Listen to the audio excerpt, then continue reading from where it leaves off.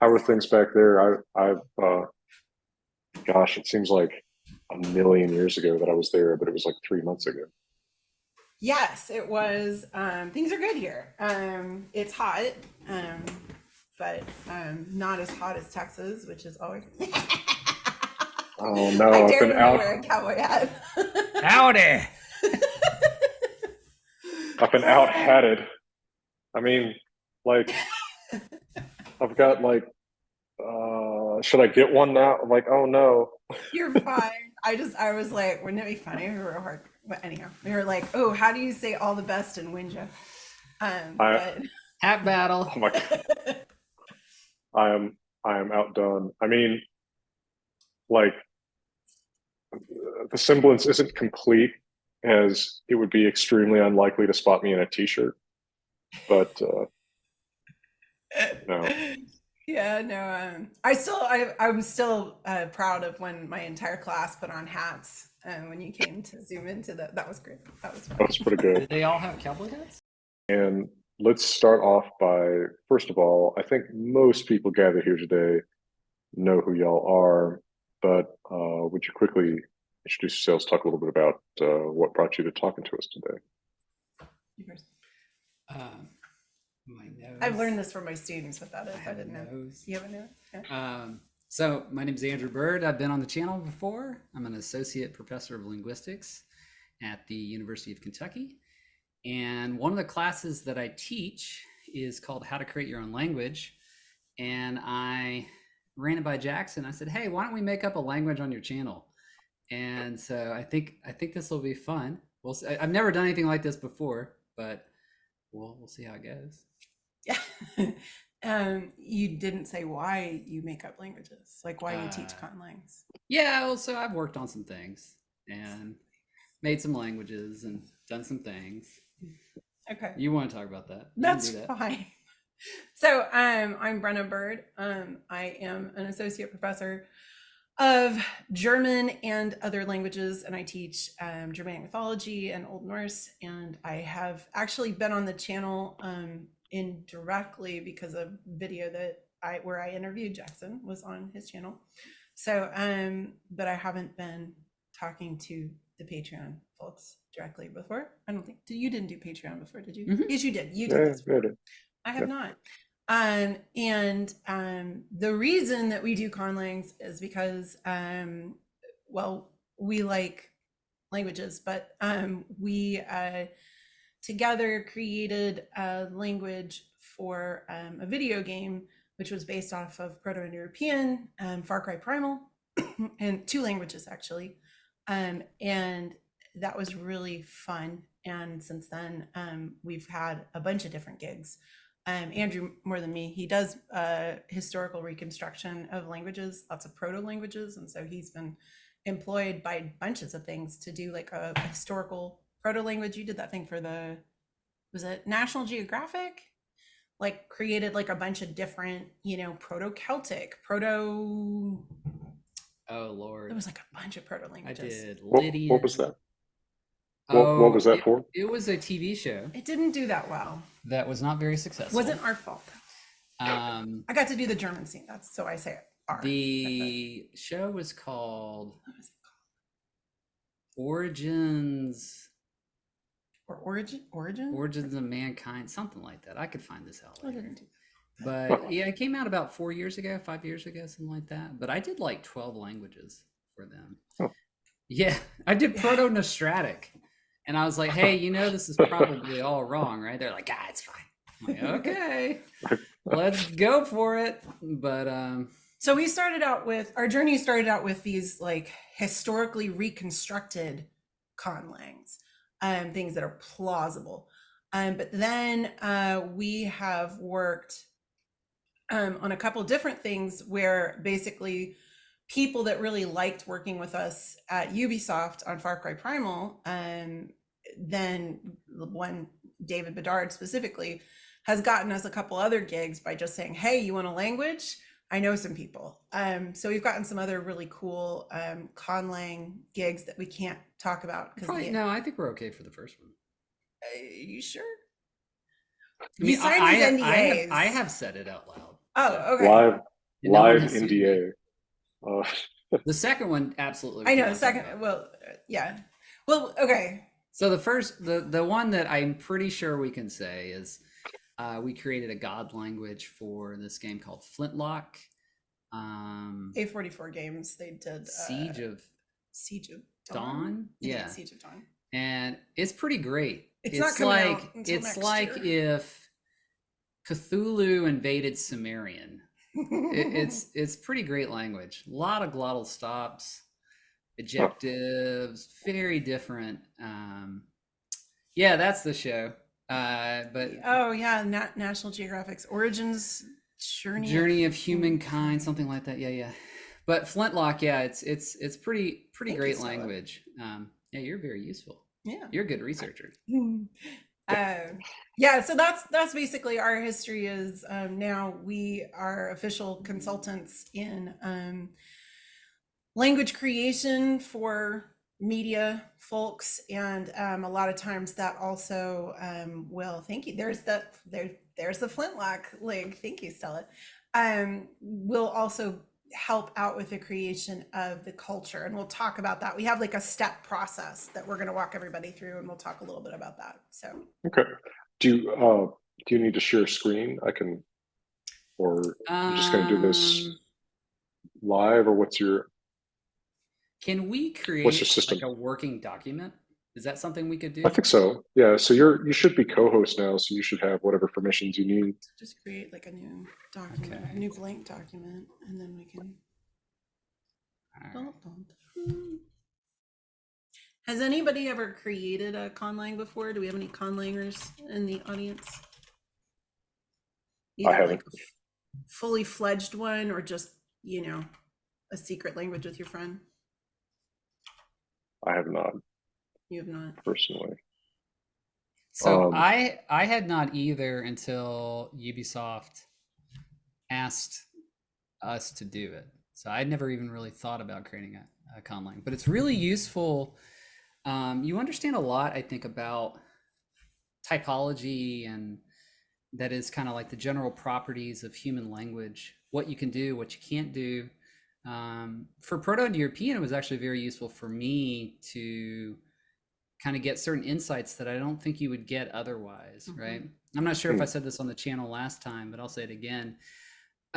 One insight that we had is when Brenna and I were teaching Pi as a spoken language to students who were not linguistics majors.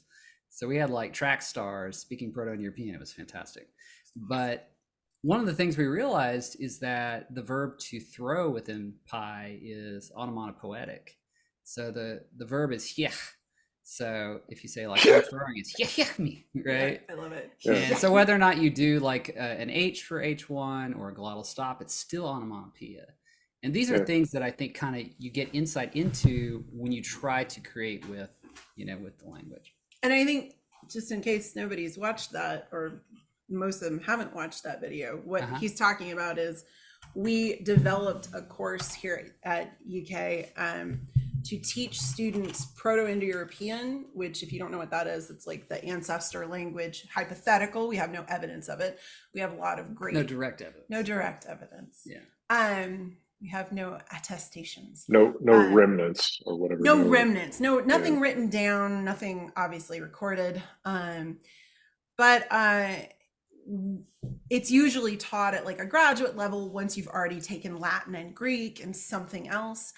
And we both started out grad school doing Proto-Indo-European. I switched to German, but he stayed in Indo-European studies, and that's how we met, actually. And so we've always wanted to teach it at an undergraduate level. And so after the Ubisoft experience, we thought, wouldn't it be cool if we taught this like it's a real language? And since I'm a language teacher and I also train people to teach languages, that's kind of my specialty is pedagogy. I was like, let's do it together. You're the Indo-European expert, and I am the language teaching expert. And so together we created a course, and we've taught it now twice. And the first time we taught it was with graduate students and undergrads who already had some language So linguistics majors, classics, yeah. And then the second time we did, it was like no prereqs. You just come and take this class. And like he was saying, we had some students here who had never really had much language learning experience. And that was not their focus. They were not taking classics. They were, it's not to say that a track star can't do Proto-Indo-European. It's just usually that's a lot of time and energy that you're doing on something else and not on like learning Sanskrit. No, it's really cool. Like I'll never forget it. Like this person, they had to create things in Proto-Indo-European. Their final project, they had to actually translate some sort of passage, a poem, a story, or whatever. And they wrote a whole story about going hunting with their dad in Proto-Indo-European. It was really cool. And it was really personal, really interesting. And really cool, really good. Yeah. And their knowledge, those students had better knowledge of, cognates in Latin and Greek afterwards and English, and they understood sound change so much better than I think most people even get out of a linguistics course or even starting a comparative Greek and Latin kind of thing. And so it was a really cool experiment. So that's one other thing that we're really interested in is using Conlangs to teach. We co-wrote an article in a book on Conlang usage in linguistics and experimental linguistics, and it was basically on that. And I think it's a pretty neat experiment. So Conlangs, then also Andrew developed a course on using Conlangs to teach linguistics.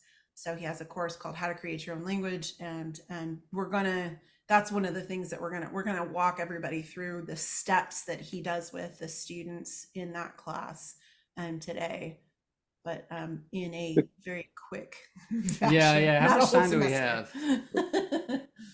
Well, I guess in principle unlimited, but we shouldn't. Like an hour? Yeah, maybe that's a good thing to target. All right. So it actually strikes me, I was just thinking, as kind of a linguistic equivalent to the sort of experimental archaeology that you see sometimes with people saying, well, like, how does this axe actually work if we try to drive it into a shield or something like that, right? It's it gives you an experience of the language that you wouldn't otherwise have. And then the conlang kind of gives you the experience of examining under the hood of language in a way that you wouldn't otherwise have because you're trying to actually build that engine. Exactly. James. Yeah, interesting. Touch my nose? No, that's no wrong. idea. Okay. Andrew, there you go. So, okay, so I wanted to, somebody said that they had already, it's so funny. I can't see the chat questions unless we scroll over. So Cameron said that they had done a few when you were a teenager, and B. Silmouth used to be active on a Conlang Wing forum. Oh, okay. Yeah, there are a lot of those. Horse in the Wheel. And okay, Lindy, that's a great question. So David Anthony, the whole thing that started our journey into conlanging is actually because of David Anthony. David Anthony came to do a talk at Center. Mm-hmm. And Andrew was in the audience, and Andrew was like the only person that was asking questions that actually were like pertinent. And so he was like, who is this guy? And so then they went out for drinks after the talk. And Andrew's like, if you ever need anything, here's my contact. So then David Anthony contacted Andrew and was like, hey, I have an article coming out in Archaeology Magazine. And could you give them an example of spoken Proto-Indo-European? And so, you want to tell the? Yeah, we're telling too many stories though. But keep going. Just real quick. So I got contacted by Archaeology Magazine. They wanted me in 2 days to record 2 fables, the King and the God, and the Sheep and the Horses. The Sheep and the Horses is a lot more famous than the King and the God, but it's a ton more difficult to pronounce. It's super, super hard. But anyway, what I did was I took 2 texts that had already been translated. I kind of put my own spin on it, because every Indo-Europeanist kind of has their own take on certain phenomenon. And I recorded it like I was reading a story to my 6-month-old son at the time. So this was 10 years ago. Holy crap. Yeah. And then it just kind of went viral. And then now when you Google Proto-Indo-European, like there I am, which is silly, but that's just the way of Google. Everlasting Honey Yeah. Yeah, that was in my class. That That's was cool. the third time I taught it, or second time. Yeah, that was fun. Yeah, it was really cool. How much conlanging went into the Pi classes program?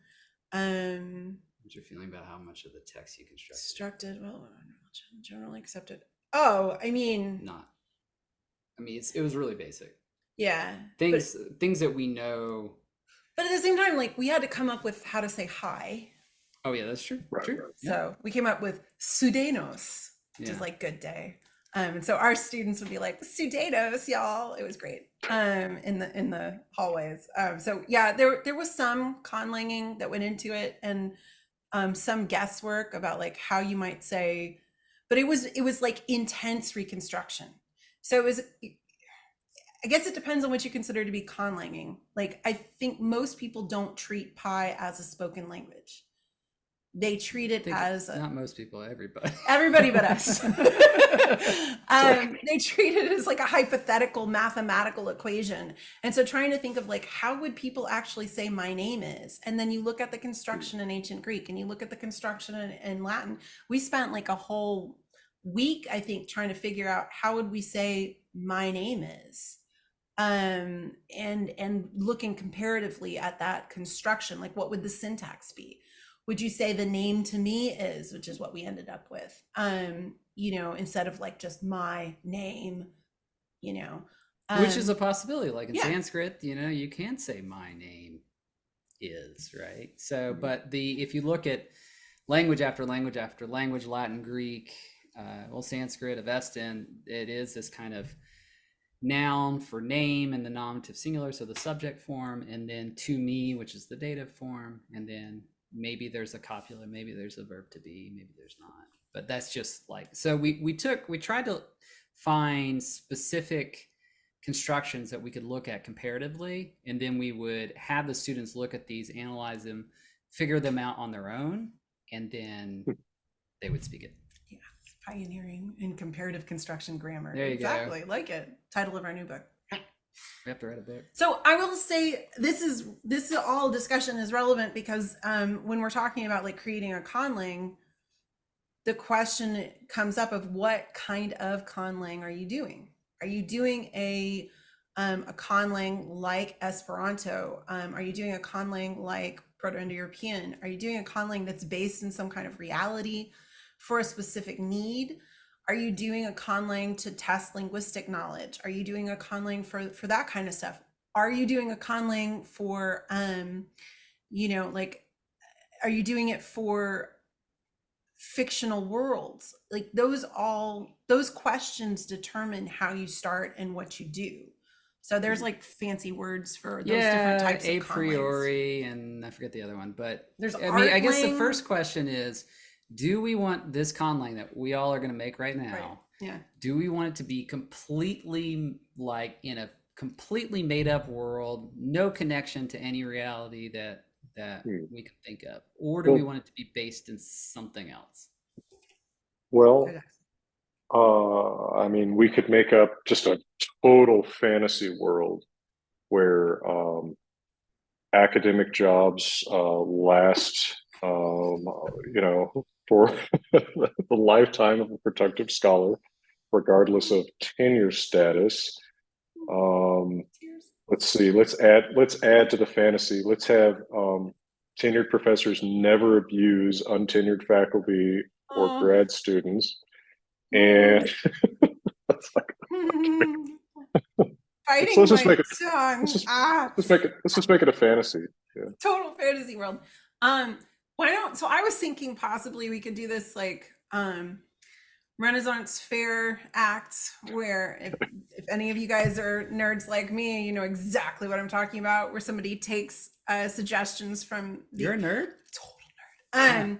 You take suggestions from the audience, and then you just, creative storytelling, so we're gonna, or I guess D&D in that sense, we're gonna take suggestions from y'all and we're just gonna roll with it. So okay.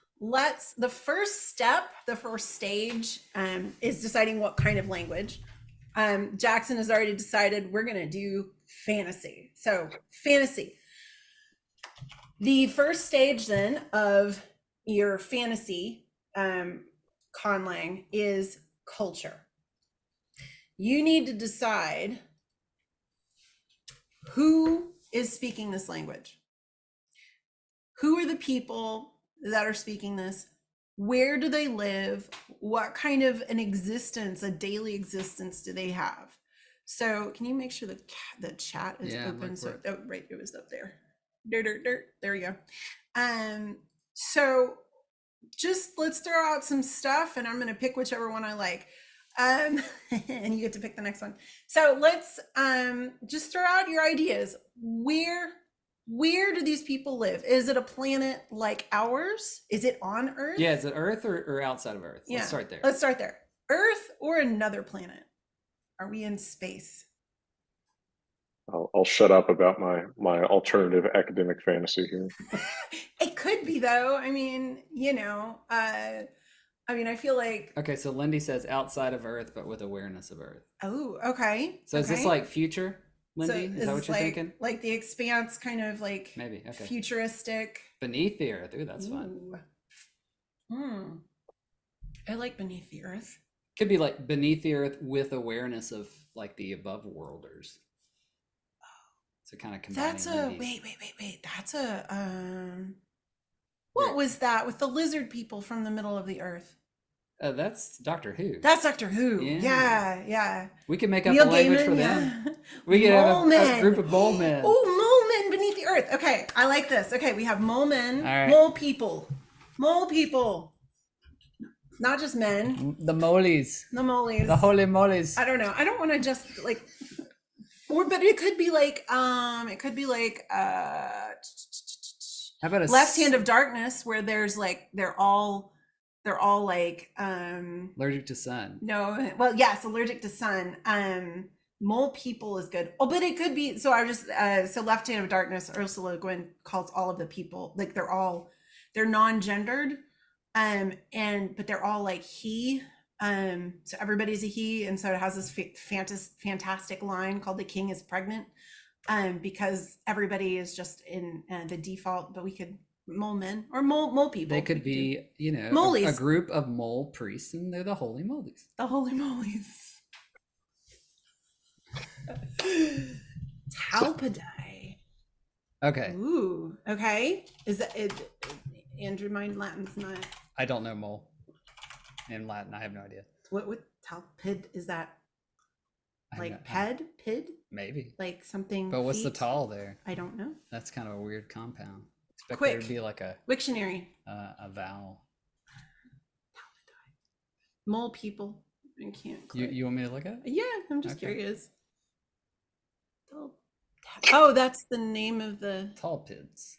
Digging animals. It's probably something like dig feet or something. Quick, Latin. Tal. I just realized that I don't know what mole is in Icelandic.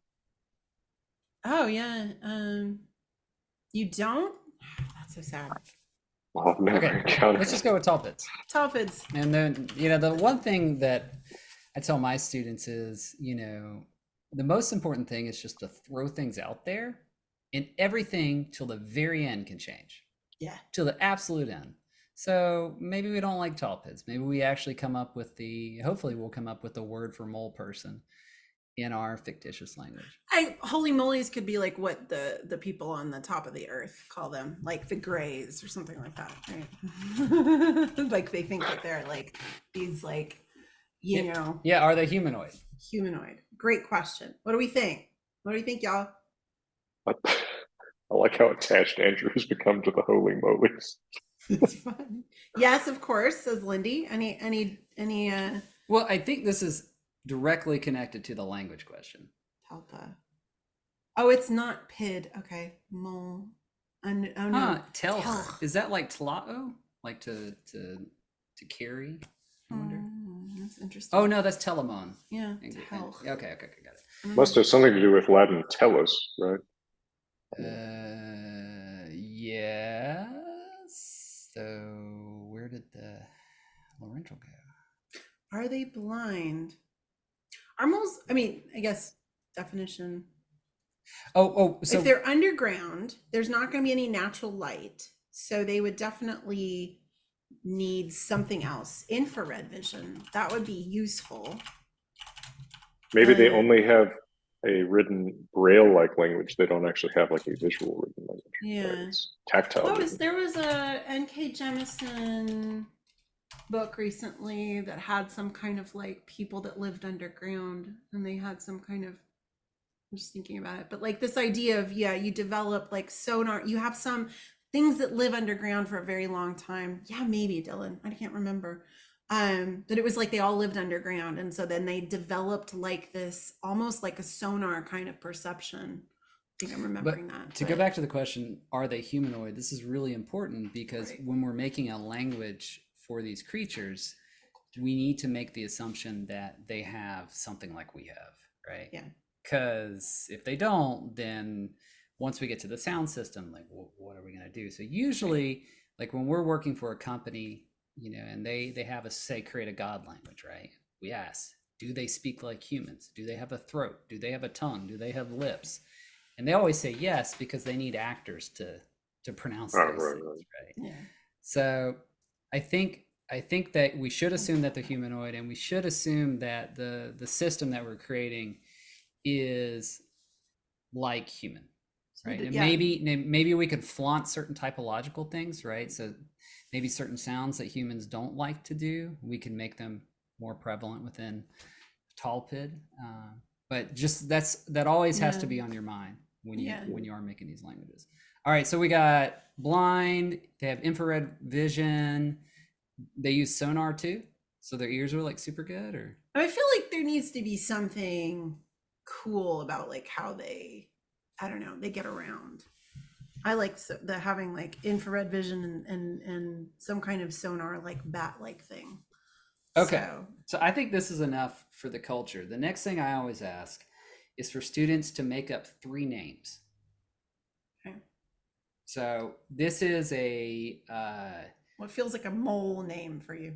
Like, yeah, like, so what kind of culture is this? Is this like does it have a democracy? Is there a king?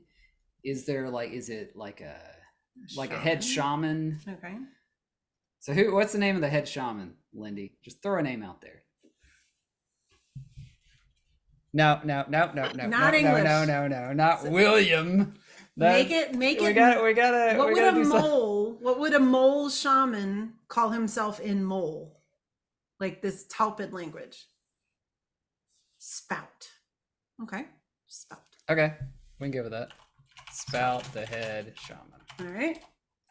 What did I just do? You typed something. You're crazy keyboard. There we go. Shma. Okay. Magna. Okay. Magna. Magna's cool. Magna. Kathy, who is Magna?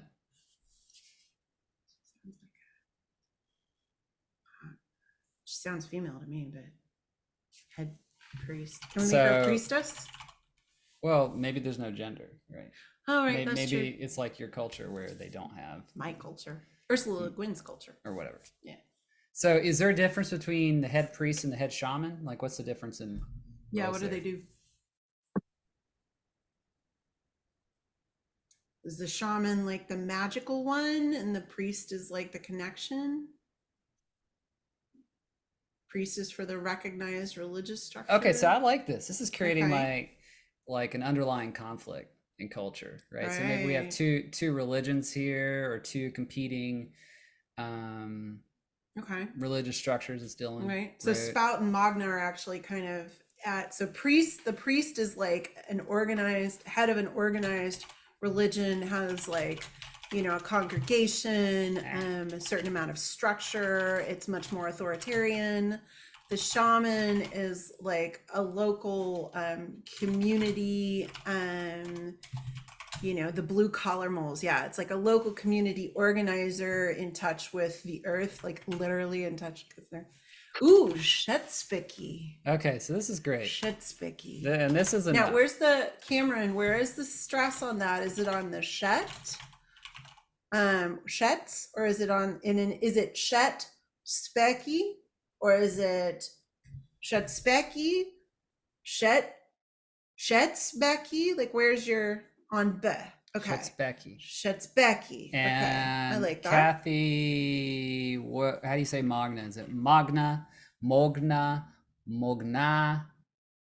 I like how do you do? Male priest who has received vision about something similar to surface religion. Ooh, long O. Mogna. Mogna. Okay, I like that. So the Mogna is talking about the surface dwellers. Oh, sorry, my cat gets jealous when I talk to people. Stop. Stop. Was Lindley? Lynn. Lindy, sorry. Lindy. Lindy, how do you say spout? Is it like spout? Yeah, okay.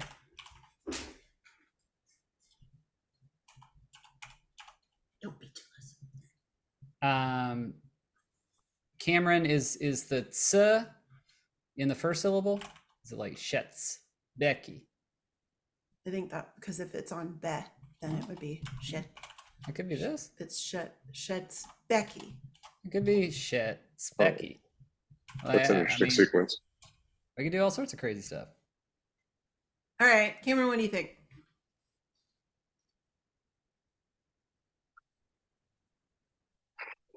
I think I met Chet's Becky. But, E as in hen, yeah. Yeah, but where's the TS? Is it in the first syllable or the second? Is it Shet's wait, he's or Shetzbecky? Also, for the record, for me, and I think for Andrew, E as in hen is actually I, right? Hen. Yeah. Hen. As Yeah. hen. I say hen. Yeah. So I don't. Anyway. Texas doesn't have pin merger. So where did you get your pin merger? I think it does. Does it? Yeah, that's Okay, crazy. I guess- Texas totally has the pin merger. All right. If I you- guess I'm Austin weird. So Austin is weird. So yes. and On purpose. bumper stickers say people want to keep it that way.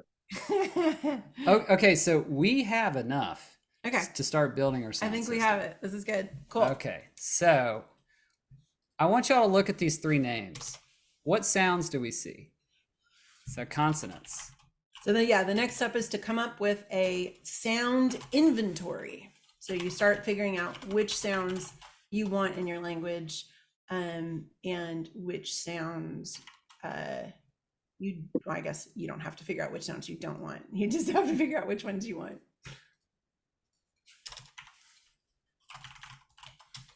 Okay, yeah. Okay, so we We've have got- stops, fricatives, nasals, liquids, glides. One thing I'm wondering is, are sh and s allophones, or are they different phonemes? Because you could conceivably have s be an allophone of sh before other consonants, right?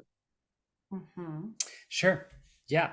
So let's just identify all the sounds first, and then that is a great point that we will get to. So what sort of stops do we have? Well, stops are these sounds.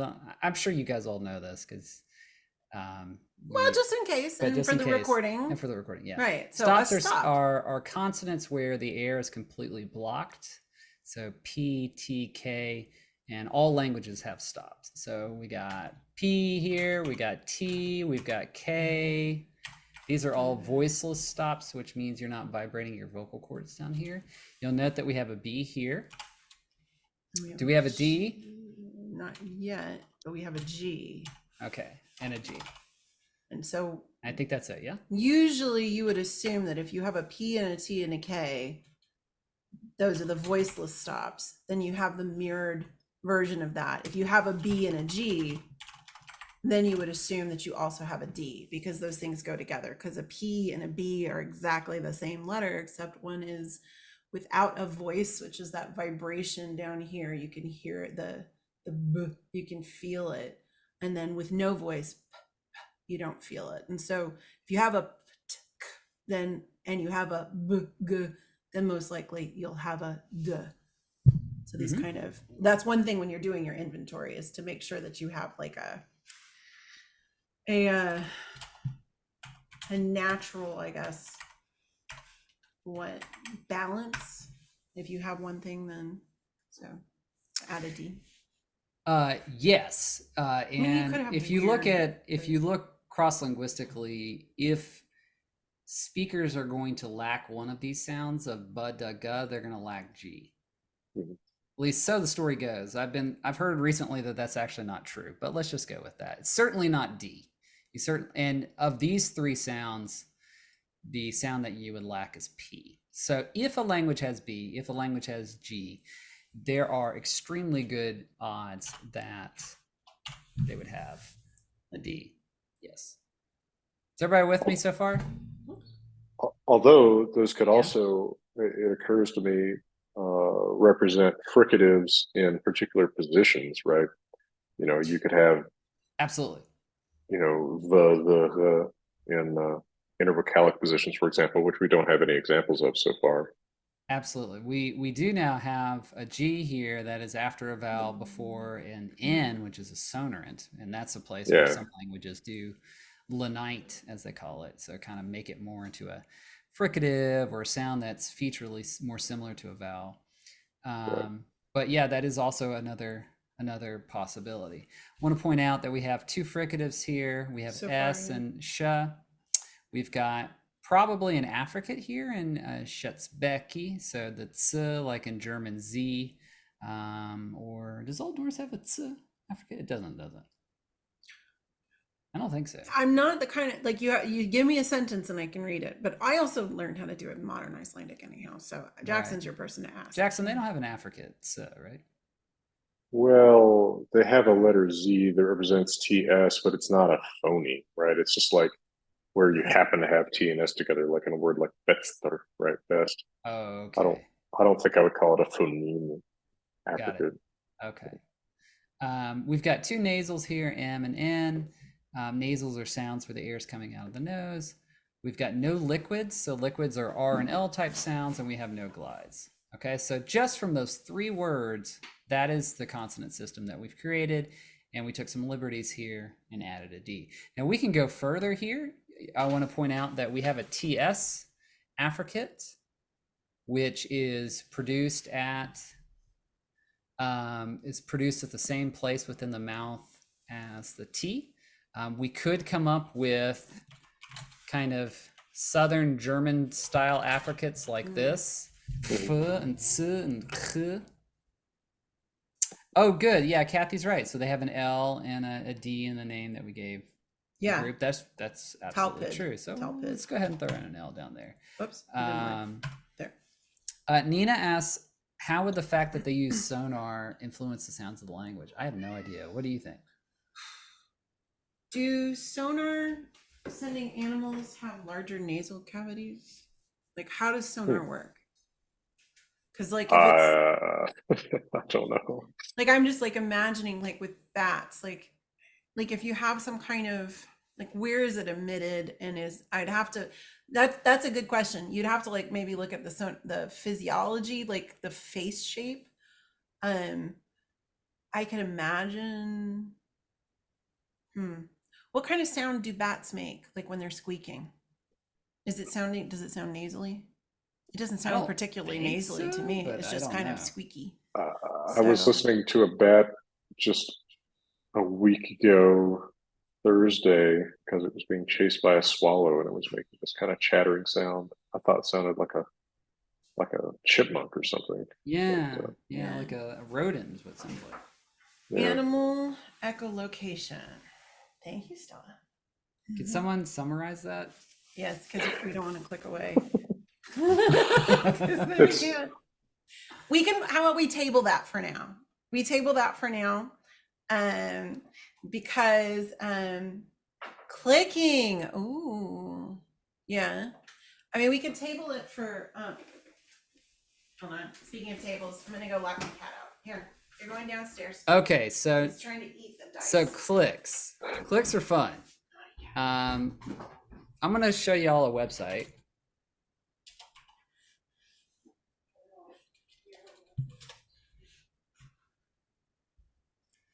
IPAchart.com, and on this website you can see all of the different sounds in language. Here are the vowels. You can see that there are a ton of vowels in language, which we'll get to. here are the consonants. These are the pulmonic consonants. That just means that it's kind of the air is coming out of the lungs and going out the mouth. And that's most sounds in English are like that. Here are non-pulmonic ones. Clicks here. So can y'all hear that? I hear it. Yeah. I don't know how to share sound. I'm sharing the screen. When you share, I do hear it. when you do a new share sound, click. Okay. There Thank you. we go. All right. All right. So that's a bilabial one. So it's made with lips. That is a dental one. So it's made right at the teeth. So I just actually did it. But we hear people do that, like if they're expressing disappointment in someone, you hear that sound. That to me is kind of like the classical click. Me either. Okay. There's a bat emoji. Okay. That almost makes you want to go back and teach on So Zoom. do I never. Do y'all want clicks? Does that sound cool? Again, Does have an audio of bat and whale calls. That's cool. So I will point out another thing at this stage of the conlang is you have to determine the purpose of your conlang. Do you have to train actors to speak this conlang? If so, you cannot put weird stuff in it like clicks and whatnot, because the studios usually have actors already in mind that they want to hire, and they are not going to hire them based on their ability to produce clicks. And they're terrified that they won't be able to make the sounds. Now, I will say that of the 30 or so actors we've worked with, or 50, I don't know, a lot. I can only think of really one person who has not been able to make the sounds. Usually actors are extremely talented at making sounds. If we're going to talk in a Patreon meetup, no clicks. Kathy, I'm the same. I can't roll my R's. It's very embarrassing. But that is just how it is. But yeah, with Ubisoft for, making the PyCon lang, they didn't want the ch sound. And I'm like, y'all, you can't have a PyCon lang without ch. So we actually had to come up with a deal where we had to cut 90% of the ch sounds. However, yeah, we had some very, very talented actors, and we kind of went rogue, and we convinced the actors, it'd be really cool if you could say it. They don't think you can do it like this. And they were like, I can do it. Yeah, come on, bring it. And the actors, they did it. They did it amazingly. So, sometimes if you actually get FaceTime with people like we got, which is very rare, you can insert back in crazy stuff. But yeah, for the most part, if we're going to create this for people to actually use, you have to think about what's a possible thing. So of these clicks, which one do you think is the easiest? Honestly, a compromise is using glottal stops. Right now, clicks we don't really have in English. We certainly don't have them in combination with other sounds. So if we're doing a click, say to get a horse moving or to show disappointment in someone, it's just in isolation. But ejectives, so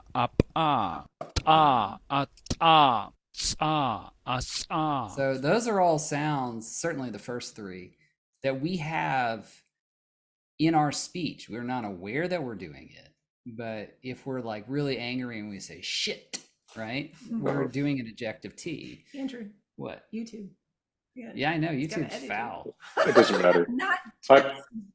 I had never thought about that alveolar fricative, but yeah, I've done that in emphatic context for sure. Yeah, the ejective, and all that is you're all that is you're putting a glottal stop basically after the sound, and you can use that sound to make things that do not sound English at all. It's pretty cool. So I don't know what I think it's a cool detail. Do y'all want ejectives? Well, it means you can make up some cool looking, written representations of it. And my main purpose for this is to write about my feelings in my secret diary. And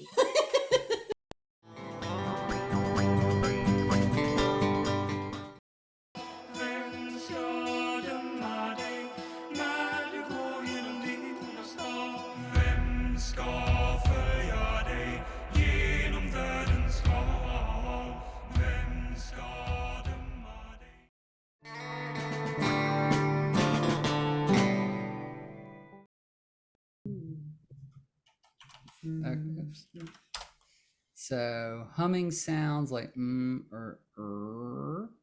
syllabic nasals. Okay. I love syllabic nasals. Okay. All syllabic right. resonance. Any syllabic. So and All right. Let's not do this since you guys want to pronounce Put this. an R. No. Why? No, liquid R. No, we're doing R. Oh, I see. Put in an R. I mean, So we got could all make the it. We could make resonance. it so that the L is the non-syllabic version, or is the syllabic version. Oh, that'd be different. Yeah. Or we could just have no R, although I guess it's typologically semi-rare. Spare the feelings of those who can't roll R's, or decide there's some other R. It could be a uvular Just R. do the American sound. Oh yeah, a lot of conlangs don't have the American R. It's like how you decide it's a conlang. A lot you're like, ooh, it's different. Let's get rid of the American R. But for real, like if you hear something that has that really distinctive R, then it sounds like someone is speaking with a very thick American accent. But if you just have them, hey, tap your R, trill your R, then Suddenly you're not American. It's not English anymore. But it is. Yeah. It is typologically rare, right? I mean, Faroese has a English-like R, but it's hard too if you don't. I mean, my favorite thing is to make a German say squirrel. Squirrel or refrigerator. Whew. Those are fun. Having a drawl would help with the humming. What do you mean by drawl still? Like holding out consonants longer? Do you mean diphthongizing vowels? Or triphthongizing vowels? Triphthongizing. Can you hi. say that? Hi. That kind of thing. I wonder, like, because drawl. Yeah, so drawl has like really specific social meaning, right? Usually it means like you're from the South or you're from a rural area or whatever. But linguistically, what does that mean? That means they have long vowels? That means that they alter their vowel system in a certain way, right? So, yeah. All right. So like double geminate vowels. Okay. Yeah. You could have long vowels and short vowels. If you're going to have long vowels, you should have short vowels. Do you want to diphthong things like owl? Well, so Lindy had the name spout here. Spout. So we have monophthongs. Oh, it's like spout. Like he's got an adjective at the end. Spout. We could say, I mean, you could do it all sorts of ways. You could say spout. You could say spout. You could say spout. I mean, we could use adjectives in that way. But I'm just seeing an owl diphthong here. Owl. Is it a diff? Okay, so diphthong, monophthong, one sound. Diphthong, two sounds. Triphthong, three sounds. Which it's hard, I think, as an American English speakers don't hear the diphthongs because we often diphthongize everything. And so if you think about like what's a monophthong, what's like they call a pure vowel, think about like in Spanish or French or whatever when you say the vowels, the a, e, I, o, u, right? It's not oo or o, right? That's that double American thing that we do with the diphthongs. O, boat versus German boot. So it's just like just the O sound. I think it's hard unless you've had linguistic training to see that until somebody points it out. So just to kind of flesh out the system here, we've got E, we have O. If we look at that. And mogna. Oh yeah, so we have an A. Now all languages have the vowel A. Contrary to what some Leidners think, Indo-Europeanists. Except for Neanderthals. No, that's supposedly not true. That's not true. It was Yeah, my have y'all heard favorite this fact. thing that Neanderthals could only say the vowel E? It was really funny. Yeah, there's a video online of Mhm. somebody from Cambridge, I believe, speaking like a Neanderthal. It's hilarious. They're like a screaming Muppet going. Yeah. It was like Beaker. It's so cool. Yeah, I'm it's so really funny. sad to learn that's not true. That makes me sad. What's the idea? Is it like the tongue couldn't make other positions or something? It was the larynx larynx had not descended Yeah. enough for them to make anything other than an E. Sorry, Oh, Lindy. sorry, See ya. Lindy. We're taking too long.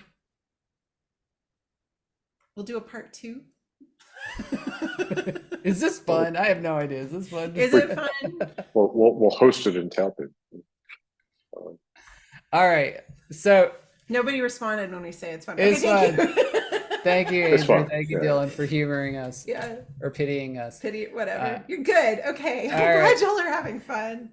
So The weird thing about being on Zoom is it's just blank screens, and you're just like, Yeah. are we funny or do we just think we're funny? 'Cause- that's all that matters. Okay. Yeah. So anyway, we have this diphthong ow and spout that Lindy made up. You note that in this diphthong, thank you. In this diphthong here, you see this W? Well, that's basically an oo vowel. And so Yeah. we can assume this. And so we've got something like a Spanish vowel system, something. Now there's a little oddity here. We've got an E here and not an E, but basically we've got a Spanish vowel system. Okay. Last thing to address is something called phonotactics, which is Last thing to address in sounds. yes, phonotactics, which means like how are you arranging your sounds together. And I think it's always easiest to think about this in terms of syllables, right? So what kinds of syllables are allowed within the language? You can see though in our name spout, we have words ending in consonants, right? So this isn't like say Hawaiian where you can't end a syllable in a consonant. You've got T's ending a syllable. We have TS ending a syllable, right? So we have at least one consonant ending a syllable. We've got consonant clusters. So we have SP here in spout. We've got TS, which I guess is an affricate though, right? Okay. So we've got GN here, which is a stop plus a nasal here. So these are all sorts of facts that we can use to create words, which is what we're going to do right now. So let me pull up. I'm just blanked on the name of it. Awkwards. Thank you. No, not awkwads. All right. Okay, you're gonna have So to I'm going share, I think. I'm No, go- they can see it now. Y'all can see that, yeah? Okay, great. Awkwards. Well, we did So- for a sec. Oh, there it is. Okay. There, good. Okay. So what we're going to do is we're going to create a bunch of random words, and we're going to use the sound inventories that we've created. Do you all remember, right. real quick, Mhm. shout out to the person that created this. What was her name? She's really cool. Akila. Akila. She's a famous conlanger. I mean, it says She wrote a book. akana.conlang.org, but that's not her name. Maybe. I forget. I'll anyway, Google it while we do. she's a famous conlanger. She's a famous conlanger. You could do this if you know a little Python or a little programming, right? You can do this pretty easily. It's very But she very did it, useful. and that's cool. She did it for us, which is great. Not for Yeah. us, but for everyone. For people. But it's a really For the people. quick way to generate words. Okay, so here's what we're going to do. We've got here, you can see that they are, they have 3 vowels, a, e, and u. We're going to go ahead and throw in a and o, whoops, and ow, yeah. We've got consonants here, so putaka, bud, da, ga. We're going to do our ejectives, but, and ka. We've got sa, sha, ma, na, and ra, and la, yeah. Here she's got a subtype. We've got nasals. We can add liquids here, R and L. Oh, I should throw in the TS. We are wrong. The original creator of Awkwards is Pater. Peter. Oh, well, thank you, Pater. Yeah, thank you, Peter. Right. So are we going to have restrictions on our consonant sequences? So we have one true consonant cluster, S and P. Do we want only S's to be allowed in consonant clusters? Or do we want to have a broader, kind of throw a broader net? So we could make it so that only fricatives are allowed in consonant clusters. Or maybe only obstruents, so stops, affricates, and fricatives. Oft. Right. So how do you set that up here? So what we can do is we can go down to this pattern, right? So why don't we just do, let's just start with CVC, and I'm going to do in parentheses an optional, let's not do N, let's do an L. Okay. So peck, shet, nrook, glush, palp, srouts, klug, traub, peed, lots, etc. Right? Now, some of these may not work, right? So, I mean, that's a pretty cool word, but maybe that'll be hard to say. We've got a geminate that is a double L here. Maybe that's not something that we want. But what we can do is... But that's interesting. Yeah. I mean, because could that mean, is it a longer L? Is it a voiceless L? Right? Kind of Welsh style. That's yeah. And if you don't, like, if you want to restrict how it puts those consonant sequences together, you can put fewer, you can have like your first thing, instead of C, be all consonants. Your C could be consonants other than resonants. So maybe you don't have resonants that start the word or something like that. You can do different things by how you define what a C is. And then you can also just, I mean, you don't have to use all of these words. You could just be like, nope, this one violates my rule. I don't want like double L's or something like that. But it's a really quick way to create a bunch of words only using the sounds that you've created, and also getting away from your own assumptions about what a word looks like based on the languages you already know. Because I probably would not have written down sroar, right? That wouldn't be something that I would come up with. But it gets you out of that mindset. So it's a really great website for Conlangs. Okay, so I'm just going to copy these, put it in our little document here. You're going to have to move it back to the... Yeah, I will in a sec. Okay. Do y'all want to try another sequence? Well, I note these are all syllables. I was about to say these are all monosyllables. Yeah, so maybe put it in a parentheses, yeah. So or we a could parentheses. I mean, Yeah. we could do all sorts of stuff. Yeah. So let's generate that and see what happens.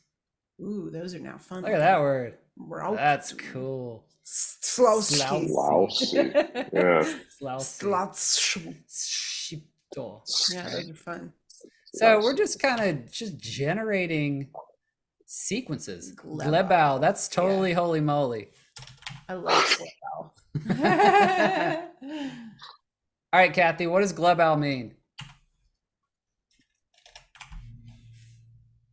We're going to create. So you just grab things and you decide. Yeah. Yeah. All right. How about, oh man? How about like, oh no. Glebau. Glebau. Yeah, it's like an interjection. Yeah. Glebau. Oh man. Oh crap. All right. Cool. Glebau. Do you want to talk about Swedish list? Yeah. I mean, I don't think we should do that. No, here but because say, that will like, take too long. Different ways of deciding what you want words for. So this is a document that I give my students. Where'd the video thingy go? Video. Oh, it's being blocked by the chat. There you go. Okay. So you can see I've got 100 words here. You went to that way to, you're going to make people dizzy. Okay. Scroll back up and go. Dork. So these are 100 words that are kind of like the 100 most basic words in language. And so as we create something for this, I don't actually know what that link goes to. Oh, there you go. That's an appropriate thing. So why would you be giving inappropriate things to your students? So these are 100 words that are very likely to be, at least some of them are very likely to be in your own translations. it's likely that you'll need to say I or he or man or something like that, or replace that with mole person, right? So these are all things that are important. So why don't we? So someone, I forget who, was saying that they actually were coming up with a story in their head. Oh, I missed that part. So Kathy. I think that was Kathy. Kathy, so what's your story about? What happens in your story? So we don't forget our conflict between the shamans and the priests. Magna and Spout. out. So what is type up your thing, and while you're typing up your story in your head, let's go back to, wait, where's the Swedish list? Oh, I thought you were copying it in there. No, I don't think we don't have the time for we're it. already, taking a little while, so Right. I think just I want to point out one thing. Oh, okay. Where's the link to the Swedish? Is it here? yes. Okay, so one thing with the Swedish list, and this actually came up recently when we were putting this together, it's a great place to start, but you may not use all of these words. So it's like the first 100 words that you would use. However, if you look at some of these words, like Fish. yeah, They're not gonna have any fish. yeah, mole people probably, yeah, they have no idea. So you Tree. wouldn't use that word, right? It was more recent. There was other things like liver. Well, they may know what a liver is. Maybe see and hear are the same verb. Yeah, I don't see know. and hear could be the same word. Yeah, exactly. Moon and sun. Won't Yeah. have a word for that. So your culture also informs which words you translate. And a mountain, I mean, you wouldn't have that either. So that said, let's come up with just 10 words. So mole person. We've already got oh crap, which is glebal. Glebal. All right. No colors, exactly. Mogna is a former academic who had a vision and started A new religion. About the people above. What is this all about? The people, the promised land above. Maybe like I don't know, maybe there's a narrative like the land before time. All right, what other words do we need? We have mole person. So shaman, I guess. Yeah. We need priest. Priest. Historian or history, right? We would need like above. Yeah, good. So above and then below. Yeah, above and below. I'm just looking at these randomly generated words and kind of digging Skrausau, Skrausau. Can you paste in Skrausau. this one? Yeah, Yeah, it's pretty fun. All right. What does that mean? For the shaman, or That could be above. Like it kind of Yeah, almost above. looks like it's an old reduplication, right? ooh, reduplication is fun. So they have rightward reduplication. Underground, anything that's fairly bright is going to Like kill itty you. bitty teeny weeny. Yeah, right. I mean, it kind of looks like it was produced by Yeah. something like that, right? Maybe So in an earlier morphological stage. So Stella says, underground, anything that's fairly bright is going to kill you, whereas the other side of the crust light is considered fairly favorably. Imagine that might affect even how the two groups saw one word concept. Yeah, I mean, those are great thoughts, Stella. Like that's exactly, when you think about like how the way that we name things and the words that we use often reflects the way that we see the world. It's definitely this we tend to have words for things that we care about, and we group words together. Like I always talk about colors. My students can definitely point out what cardinal red is, because that's the color of their nemesis, University of Louisville. I can't. I'm like, it's red. I don't really know what cardinal red is, but I can tell you what longhorn orange is. I can tell you what a burnt orange color is. So this idea of, what words mean and how we group them together. It definitely reflects the culture that you build up for them. So light and high is bad and dark and low is good. I like that. Yeah, I that's really cool. like that. Yeah. Okay. Mustang blue. Yeah. Stella, do you have a certain sense of dark or low? Or I think that's, or Dylan and Stella were both talking about. Yeah. So lava versus the sun. I like that word. Yeah. Cloak. Cloak. Yeah. So that's giving us a geminate. Well, we already have one in Glebbow. Yeah, good. So are we using penultimate stress? Is that kind of what we're Yes. agreeing on? I mean, if what? We're also, I'm seeing a pattern here. Owl is kind of a bad thing. Yeah. So we have oh crap is Glebbow. Exactly. We have above is Grausau. Yeah. And but somebody's name Spout is Grau. And yeah, out. Well, spout. maybe that's on purpose. Maybe that's like the insult that people use. Because which one that's is not Spout? his real name. That's Spout the priest. Is no, Spout's a a shaman. We might switch him around then. Or it could be like, maybe that's the name other people call him. Or it could be like, I'm reappropriating this negative concept, maybe right? Or maybe he actually says my name is Spoot, and other people are like, no, you're out. Anyhow, but yeah, so we're starting to see a pattern with like things that are similar, sound similar, and you have this with like things that are slimy and slithery and snakes all have that kind of sluh sound to them. Are we basically just writing silo? I don't get this. I did not get that reference. What's silo? I don't know what silo is. Dylan, explain, because I don't understand. I want to get the joke. Okay. A new show. I will have to look at. All right. I'm just going to grab some. All right. Being bad. Pitoro. I'm sorry. Pitoro. What is pitoro? Is it to live or to eat? Eat. All right. Got it. Do you see how we're just making up crap? I mean, like, honest to God. And that's the thing that my students, like, yes, we're using linguistic knowledge, we're being creative, but at the end of the day, you're making up stuff, right? And I tell them, just jump, just do something, right? And you can back form stuff like we just did with owl, like, ooh, owl is this thing that kind of means bad, right? Yeah. And you can back form it from that. Yeah. But once you do your Swadesh list, or you're just even your like 10 core words, then you start we're creating geminate clusters, which we originally didn't have, right? Yeah. But it's okay. We like it. We're gonna go with it. Yeah. So, look at that word. That's a cool one. The wool series. Ooh, okay. Thank you for the recommendation, Dylan. I'm always looking for new stuff. Zglutshippi. Zglutshippi. So what is that? Does that mean shaman or priest? Or history. Or Zglutshippi. I like that Zglutshippi. It sounds so cool. Yeah. That's like either history or all right, Kathy speaks again. She says shaman. Okay. All right. Shaman. All right. So Silmeth, do you go by Silmeth, or you just go by B?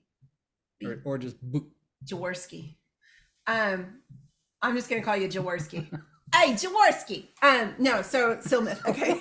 I don't know. Jaworski. I'm just making up. I'm just gonna sign some things. Okay. Oh, there's a cool cluster. I really like what you're talking about. Is like, yeah, we keep going with the metaphors, because metaphorical language is important to keep in mind, because metaphors are culture, right?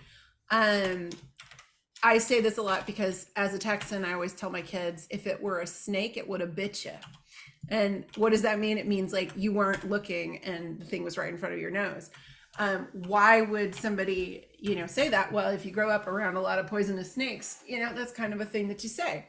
But so these metaphors, highest shaman is actually, the lowest shaman, like the most grounded, right? Like your feet on the ground, like you're the down to earth, right? We have these kinds of metaphors instead, right? So down being good, and climbing the social ladder, right? The societal ladder, right? Digging down along, right? The roots. I like that as like a, talking about like, how do the metaphors look? And so sometimes when you're given a project, say, if you're not coming up with this completely from scratch and somebody comes to you, they usually have like a culture and certain things, digging into the societal trench. I like that.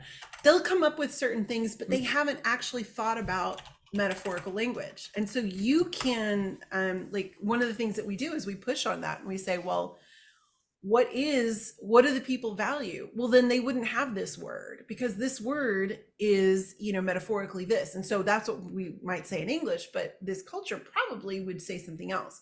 And so that's kind of a thing. That's why a lot of what we do is also world building, because understanding this link between culture and language, and understanding how many metaphors are informed by our outlooks and our ideologies and our cultural viewpoints is something that most people who aren't linguists don't really think about. So, a cool word for core. Let's look for a core. What's a cool word for core? Smoka. It's smoking. Sprud puka. What's this? Yeah, sprud puka. Let's netto. I like that. Assuming they know the earth is a sphere, that's true. If you're underground and you have no knowledge of the stars, and you don't know that things are turning, how would you? Well, they know about the above people. Maybe they've come into contact. Only with some us. of them know about the above people, though. Yeah. The shaman versus the priest. The priest thinks that the world is round, but it's a heretical thought. I like Brahmane is a cool word. No, Kathy, if you put the accent on the second syllable, the penal, as they call it, Brauschmine. Doesn't sound English at all. Yeah. So what does that mean? What's going on? It's Microsoft Word. Being a jerk. What does Brauschmine mean, y'all? Magnetic field. Cameron was just talking about magnetic field. All right, cool. So we've got these 14 words. We have already one process, or we have one phenomenon that the owl diphthong is negative. We know that there is a reduplicated process, which Jackson pointed out. We have skral becoming skralsau, meaning above. I went ahead and did spora below, sposora, which is dark or low, right? So you'll note that I'm copying the first syllable or first consonant and then copying the vowel to produce the syllable. That's what I'm doing. Yeah. Spora, sposora. So our next step, we've got 14 words. Our next step is to create a morphology. So we need to know how the nouns work, how the verbs work, how the adjectives work, all that stuff, right? And we can really spend a lot of time here. And this is actually, we spent 6 weeks in my class. No cases. On that. Great. Aw. No cases. I love cases. So one thing cases. that people have to recognize when they're making conlangs is what are their biases, right? What's their experience? Because the thing that I see, sadly, quite frequently is that students are like, I'm going to make a conlang that sounds just like Spanish and looks just like Spanish. And I'm just using different words. And it's just basically a cipher, right? And we want to avoid that. And we want to kind of think outside the box. So Andrea's saying no cases. I like that. Okay. So, but if you have no case system, so no suffixes or prefixes or whatever to mark subject, object, indirect object, etc., then we need strict word order, right? So that's kind of the trade-off.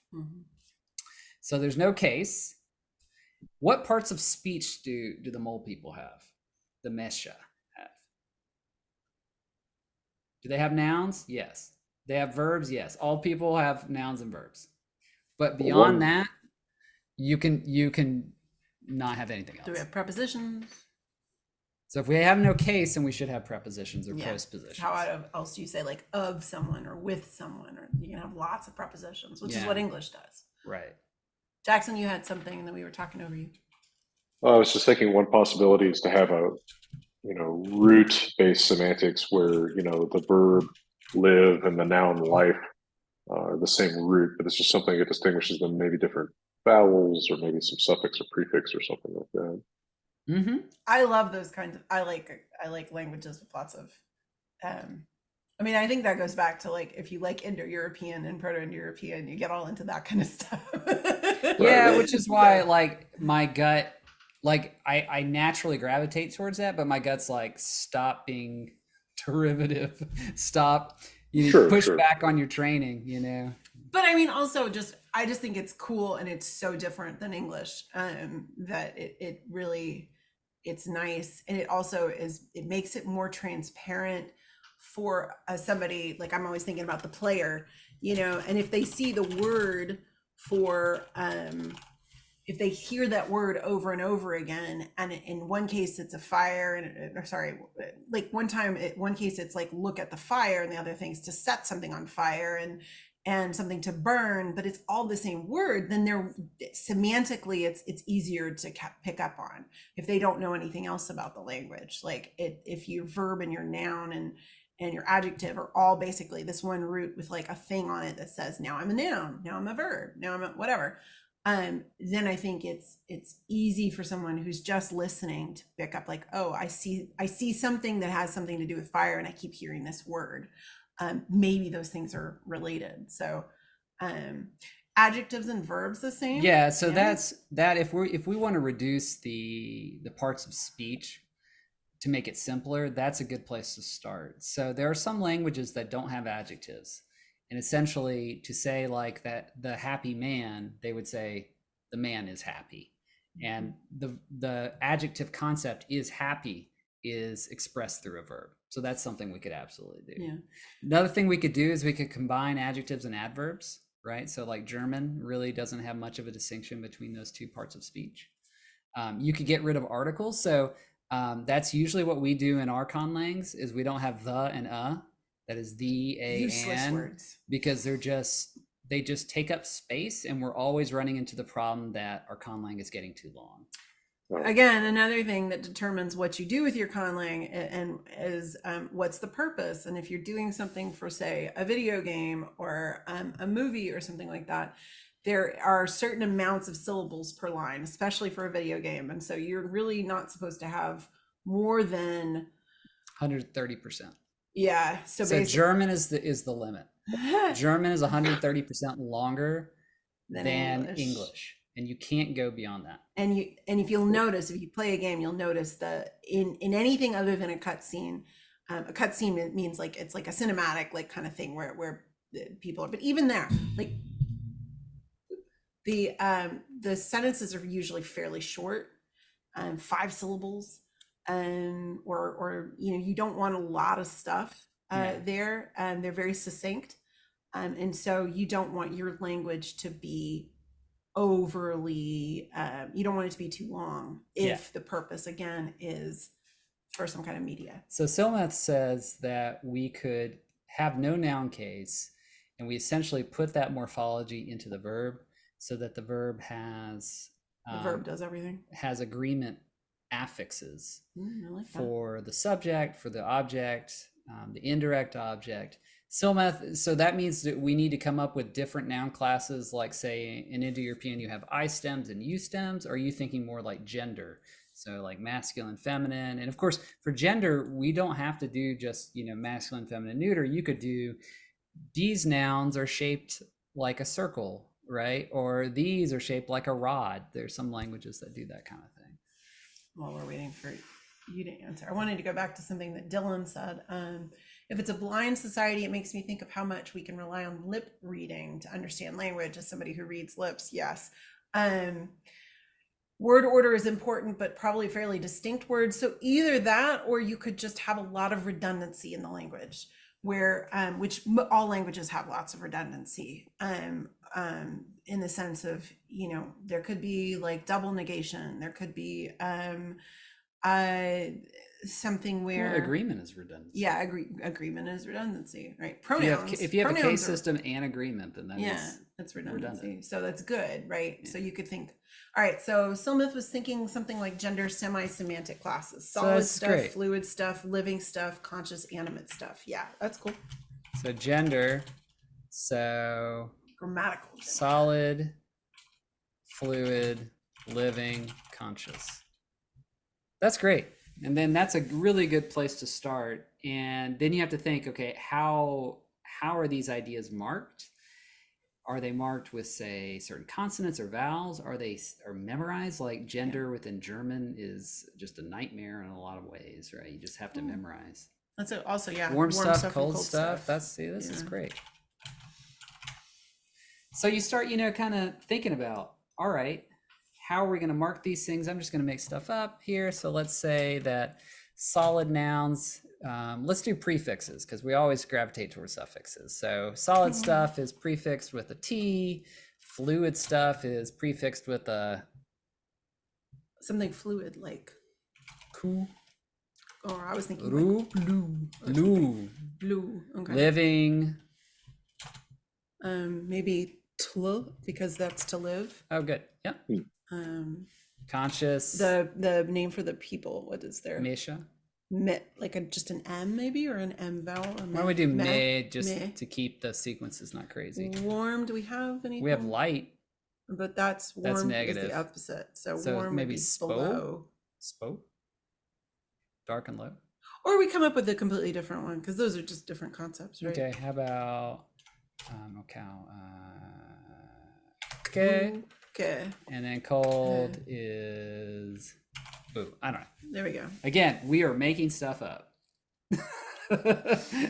And so then we start to structure our nouns like that, right? And then, we keep on building onto our nouns. All right. So which nouns are solid nouns, right? So rock and dirt and whatever, fluid, so water, et cetera, et cetera, et cetera. And then we're going to make sure that these nouns, or perhaps the verbs, they agree with those nouns, have those affixes. Does this make sense? This part, by the way, for my students is where really it gets overwhelming, because the morphology, you have so many options: case, no case, gender, plural. Oh yeah, how many numbers does this language have? Does it have number? Does it have singular and plural? Does it have singular, plural, and dual? So they mark 2. Are you like, I think it's Tok Piscine, which has a trial, singular, 1, 2, 3, and many, right? So these are all just kind of choices that we have to make. And is that reflected within the verb system too? Yeah. And it is a lot. It is a lot to think of. And one of the things that you can do, again, depending on what your task is, what your goal is you can start out by putting some of these, and then you move on to the last stage, which is translation.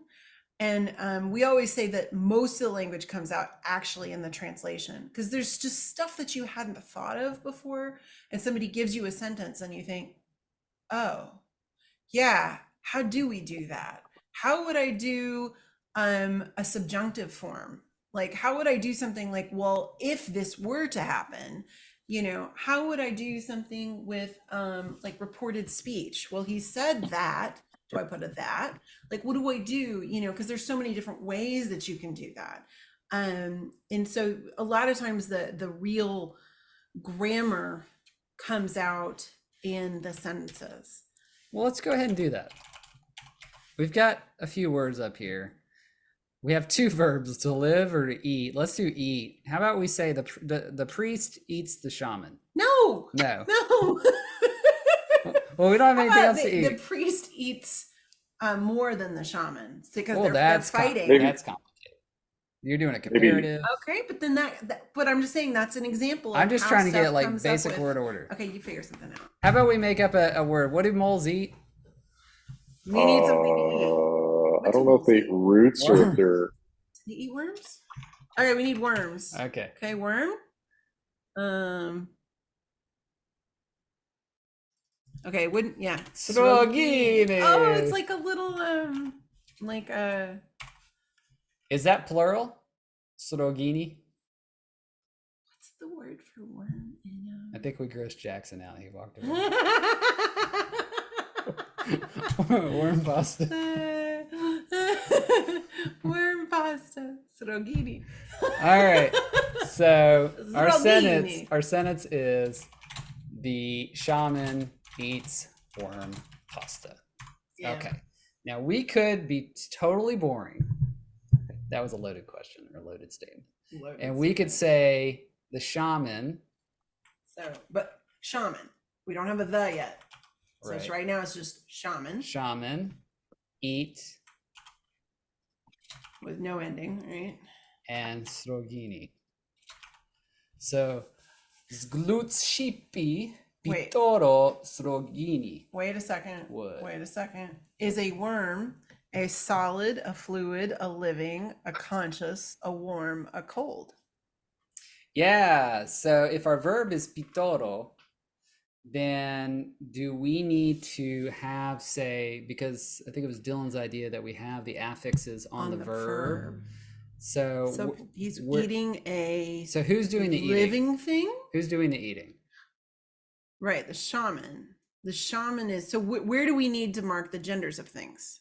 Is it that we mark it? We could do me here, and you always have a fixed order, right? So maybe we have a subject affix, and then an object affix, and then maybe an indirect object affix, et cetera, et cetera, et cetera. Good question, Nina. I don't know. Would they eat something Do conscious? they think worms are conscious? It still strikes me as more like living and not quite to the conscious level here. I feel like actually the categories you set up there are kind of concentric circles, right? I mean, Yes, they get smaller and smaller. Yeah. Solid, then living, and then conscious. Mhm. Right. Yeah. So me, tla. Oh, you actually. I just put them as prefixes So on the verb. So this is telling the us order- that the verb itself literally means a conscious individual is eating a living thing. So me, tla, pitoro, srogini. Yeah. And Okay. so for that reason, the person can only interpret this sentence as the shaman is doing the eating of the worm's pasta versus the worm The worms pasta are eating eating the shaman. If he's dead. Now, I did subject, Yes, verb, you do. object, word order. That's actually not the world's most common word order. That would be SOV, so subject, object, verb. That said, we have prefixes here. In the languages that have prefixes, it's not uncommon to have the verb in initial position. So VSO, where you have the verb and then the subject and the object. And these are all things that kind of influence as to, how do you arrange your language, right? Yeah. Yeah, well, Nina, I mean, they need a way to say that the shaman is eating the priest, right? And so in that way, they would, I guess, say meme, but then they wouldn't know who's eating who. So you would have to have some kind of redundancy basic, or again. basic word order. You'd need, VSO. Yeah, like who is the eating? The eater has to come before the eat. Yeah. So yeah. So the morphology, the syntax, something we could do for a long, long time, but maybe we should just ask the patriots, the edda heads, like, is there a sentence? You want to do this on your Patreon meetups? What do you want to be able to say to each other in this language of the Mesha? Yeah. How do we do all the best? I mean, that's I mean, like, all the best is not necessarily that uncomplicated, right? Because it's, I guess it's sort of, even in English, it's an elision of all the best things or something like that, right? But Well, then, so Or may all the best be? I mean, so first Yeah. we need a superlative though, because we don't have a Right, superlative right. yet. So we how are need a superlatives good. marked? Yeah. Yeah, how is a superlative marked? Because best is of course the superlative of good, and so you would need something that is like, all right, we have Okay. this, and then we need something to be like, well, but this is, because that's what I was saying, comparative, right? You need a comparative and a superlative. So how do you do Well, so there's some languages that combine the two, that they use different all the prepositions. more, better, good? Yeah. Okay. Yeah, so Well, like Italian does that. Oh, Or you Italian could, does Yeah, the Romance languages kind of collapse the that? It's two not usually. a fortissimo. I thought it was like That is more of like an expressive, like like emphatic mamone. Sorry, that's like my favorite word. They have this thing. It's my favorite thing though. So like in German, you have like a diminutive. See, these are all kinds of things you can put into your Conlang. In German, you have a diminutive to mean something is like a little something. So a shen or whatever. And then in Italian, you have something to mean like a great big something. It's called an aggrandative. Aggrandative. And so if you want to call somebody a mama's boy, you call him a mamone. And I think it's the best word. I love it. The one. But that's a calzone, you know? Big sock. It's a big sock. Calzone. So it's like a big, yeah. So I love aggradatives. I think they're really cool. And so, but yeah. Anyway, we need a, we need a doing all the superlative. best. All the best breakdowns. I wish you all I wish you good superlative things. So we don't need a superlative. We could just say many good things to you. Many good things to you. Many or good. just many good things. Yeah. Oh, I mean, but remember, we don't have adjectives. We don't have adjectives. The adjectives are verbs. So subjunctive may be good. Maybe good the things. May probably to become you. good the things. All right. Whoa. Yeah, and then how a second person being marked there. Good. So yeah, this is what the complicated part happens, and then you start having okay, well, we need a wishing form, right? We need a subjunctive. We need a form of a verb to be. We don't have a form of the verb to be. No, we don't need to be. Okay, so what would be because may? The adjective good has kind of the copula built into it. So we just need to be good. Be good. Now down here, I don't know if y'all noticed both verbs that end in an O. Oh, so that could be like a verb thing. Yeah. That this is like maybe it's an infinitive form or it's a third singular form. I have no idea. But that is a pattern that appears. How about an lasto? Yeah, lasto. There we go. To be good. Okay, so lasto is our to be good. Be good. And then we need things, which would be just maybe solid, fluid, living, conscious, warm. How do we collapse things? Things are everything. So maybe do we just do all six? Are just all the prepositions. Tilutla no, mekebu. Tilutla interesting idea. Yeah. And it's just like that's all the things.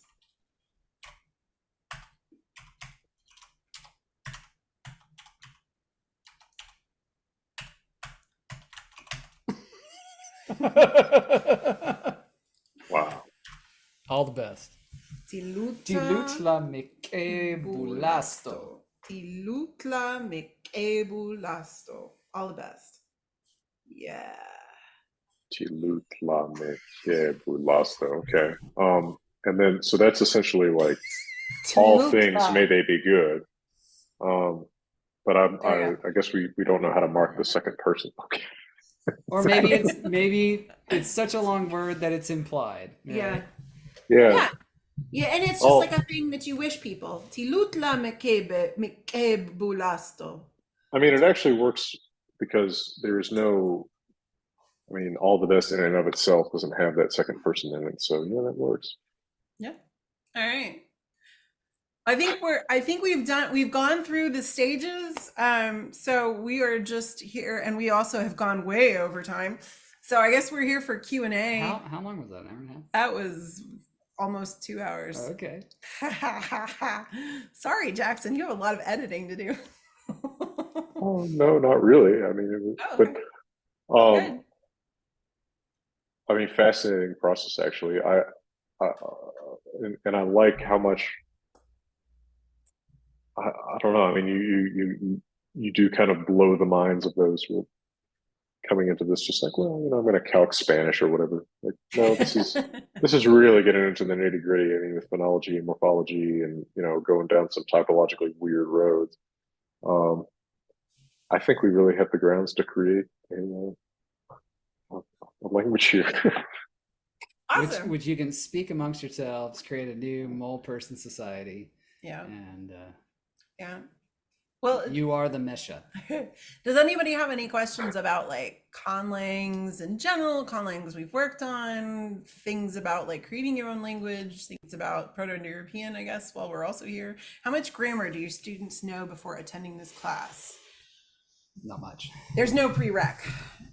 This is actually a class Is this one of the words I can take as one of the for the Yeah, it's a core, language it's a creation? it's a core Language. class, and Yeah. we bill it as a like it satisfies what's an arts and creativity requirement. Mhm.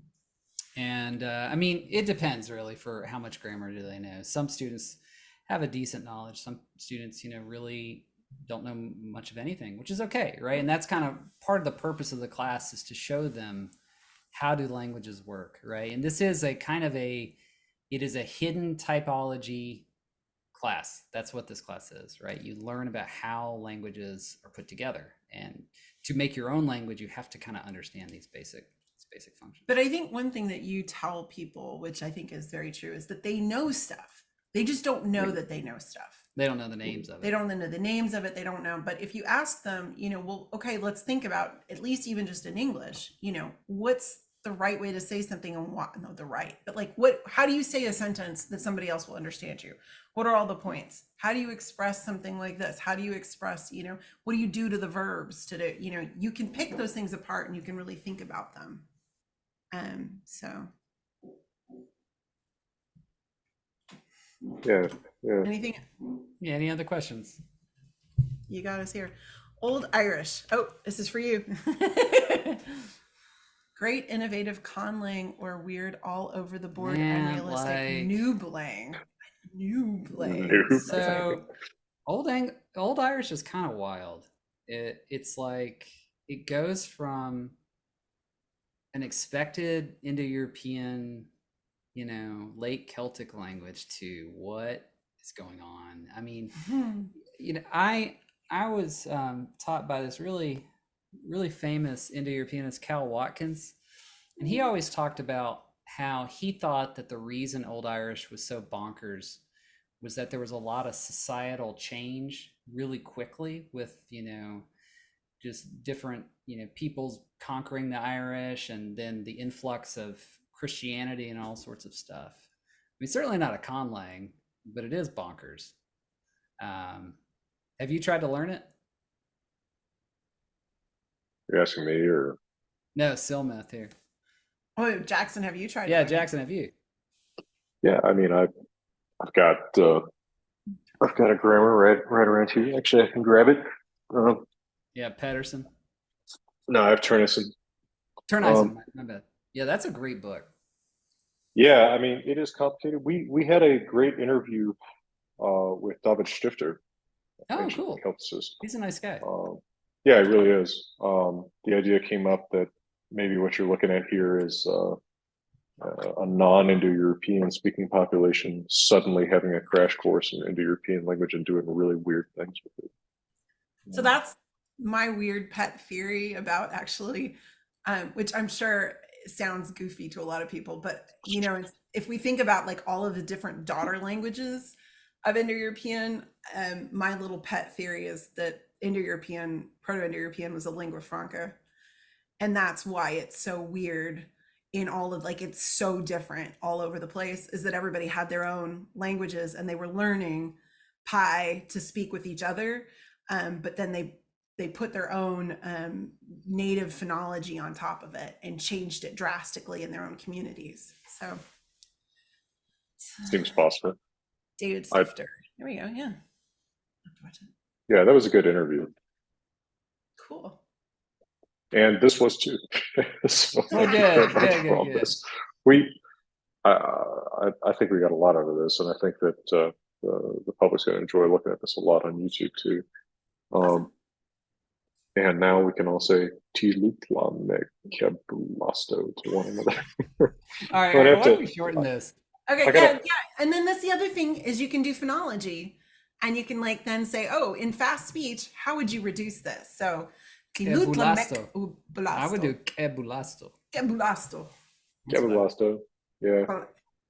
I'm gonna see if I can memorize this 8-syllable expression in enough time to just throw it into a video and see if anybody gets it. Yeah. For now, for beautiful Colorado, I'm wishing you Tilutla Kebulasto. just throw it in. I mean, if anybody's still listening at that point, right? like Oh my gosh, deep. Dylan, that sounds awesome. Go dig holes and yell it as loud as possible. And then when they arrest you, we can vouch for you that you're not. I don't know. I guess they don't arrest people from yelling, but I am become mole, destroyer of yards. This is fun. Thank you all very much. Thanks, everyone. Yeah, thanks. And you can find us. We're University of Kentucky. You can find our emails. And you can email us at 3 a.m. We won't respond, but Yeah, we will respond 3 eventually, just not at 3 a.m. Don't make promises. You can't keep. Okay, we will try to respond. Well, Brenna and Andrew, thank you so much. Yeah. Me che belasto. Yeah, che belasto. Bye. Che belasto.